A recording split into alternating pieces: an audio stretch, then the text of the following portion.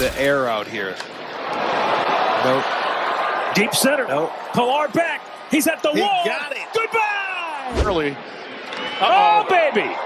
Long and deep and gone for Josh Naylor. Up all night, 7-11. Oh, man. David Fry, deep left field. And they're not done yet.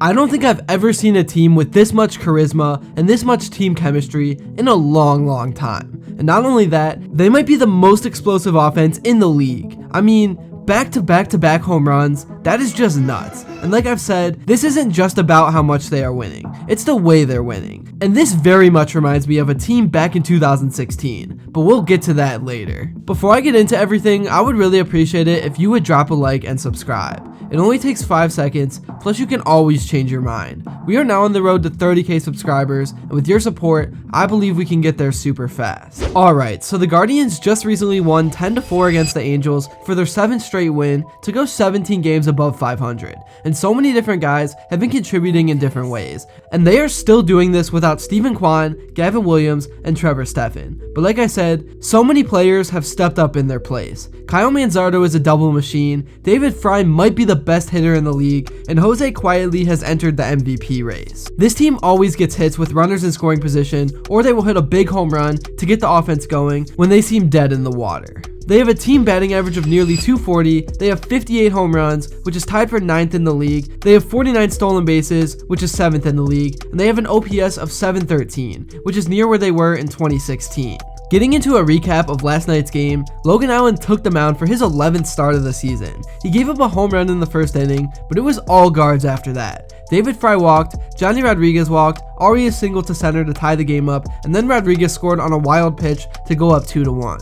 In the third inning, Andres Gimenez was hit by a pitch, and then Jose Ramirez hit an absolute tank 441 feet to deep center to go up 4-1. The stuff that Jose is doing is truly unbelievable. He leads the league in RBIs and is up there in home runs, and by the end of the season, you know his batting average is going to be above 280, even though that is a pretty outdated stat. The Angels punched back by scoring another run in the bottom of the third, but then in the fourth, Kyle Manzardo doubled, Roggio smoked a line drive to deep right to move him over to third, then on an 0-2 count, Tyler Freeman flared a fly ball out to center, just barely deep enough to get Manzardo home to make it 5-2. And then after this, the explosion happened. Gimenez singled, Jose Ramirez hit another home run to center, then Josh Naylor blasted one to right, and then after a pitching change, David Fry hit yet another one to left to go back to back to back. It was unbelievable. But Cleveland wasn't done there. In the top of the fifth, Gimenez singled again to score Arias to make it 10-2, and the Angels tacked on 2 more runs before the game ended, but it was pretty much over halfway through. The Guards have won 9 of their last 10 and 7 straight.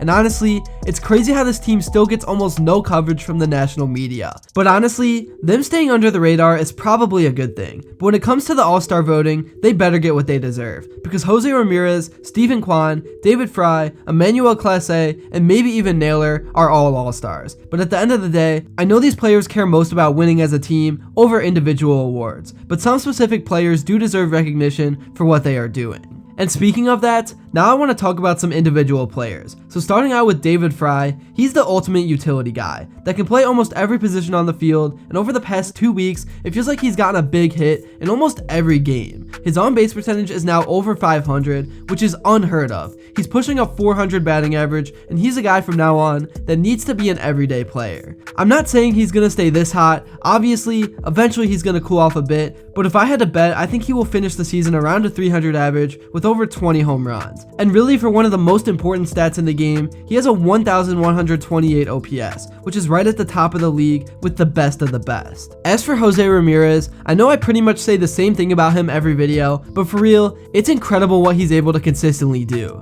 I know sometimes people get annoyed with how much this fan base calls him underrated, but when do you ever see the MLB posting about him or promoting him? It almost never happens, and he's a top 10 player in the game, and this season, top 5. I really just can't help but think what this team could look like when healthy with Kwan, Gavin Williams, and Trevor Stephan back. I know it's Cleveland, but I don't believe in curses, and based on the law of averages, this team is so due to have a healthy season. I know there's going to be injuries here and there, but I'm talking about the season enders. And with a 1-5 punch of Quan, Gimenez, Jose, Naylor, and David Fry, I think this offense is going to be able to put up runs with anyone, which is so weird to say with how last season they struggled to even score 2 or 3 runs a game. I don't think anyone expected this to happen just over a month ago. Another thing that I haven't talked about in my previous videos a lot is the pitching. The starters have been for the most part brilliant, especially given the circumstances, and the bullpen has absolutely shut it down and have been the best in the league. I know many people still call Dr. Sticks the ace, and I'll give him the title for playing through an injury and being an absolute dog, but Tanner Bybee to me is the guy that has taken over and is leading this pitching staff. And behind him is Logan Allen, whose ERA isn't the best, but he's put together a good last few weeks, and then a guy who doesn't get talked about enough is Ben Lively. He's put together a 2.84 ERA up to this point, and I don't know where this team would be without him stepping up after Bieber went down. And credit to the pitching coaches, because they seem to always just take guys who struggled on other teams and turn them into a solid pitcher.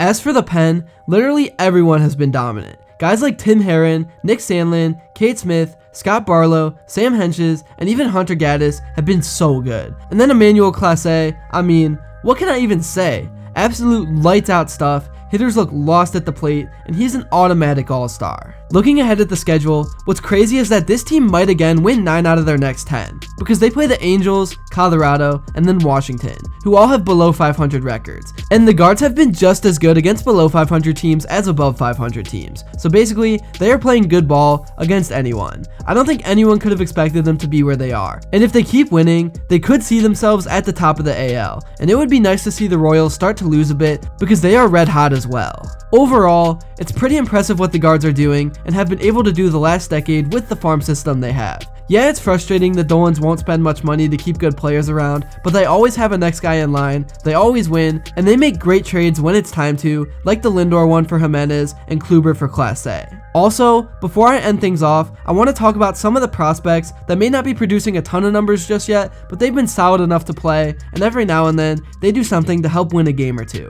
So, Rocchio has been the everyday shortstop this season. He's only batting .203, but he's been pretty solid at short. He's gotten a couple of key hits, and he's just a smooth player. And I think he's a few years away from being the player the front office thinks he can be. Then there is Johnny Rodriguez, who just got called up. He has a lot of talent according to his scouting report, and he produced in the minors. So it will be interesting to see what happens with him, and I'm not very big on Gabriel Arias, but he did have a big hit last night, and the coaches seem to like him. That's really all I have to say for this video. Let me know in the comments below what you've thought about what the Guards have been doing as of late, and if there's anything I didn't talk about that you thought I should have. Thank you all so much if you made it to this point in the video. If you enjoyed and haven't yet, please make sure to drop a like and subscribe, because your support truly does mean the world. And also, follow me on Instagram, because I'm starting to post cool sports content on there every single day. And until next time, I will see you all later.